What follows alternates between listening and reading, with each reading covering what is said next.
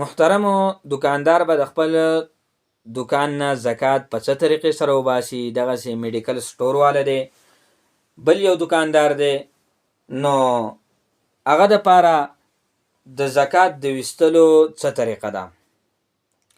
یو سړي دکان دی او د ده په دکان باندې کال تیر شو، او د دې نه د زکات ویستلو طریقه دا ده چې په دکان کې څومره اشیا، څومره څیزونه دا د خرڅ دي، نو د هغې ټولو قیمت به ولګوي.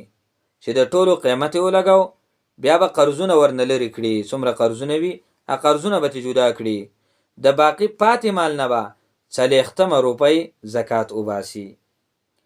البته د ده د دکان عمارت، میز، کرسی، الماری دا به په قیمت کې نه حسابوي، ځکه په دې شیانو کې زکات نشته، بلکې صرف هغه شیان به حساب کی کوم چې په دې دکان کې د خرڅ دپاره ایښودلی شوي دي.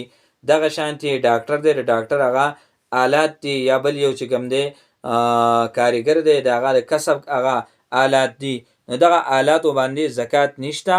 دغه شانتې د دې دکاندار په دې المارۍ، کرسۍ، په دې عمارت، په دې باندې زکات نشته. کوم څیزونه چې دکان کې د خرڅ دپاره ایښودی شوي دي، د هغې قیمت به ولګوي او د هغې حساب سره به زکات ورکړي.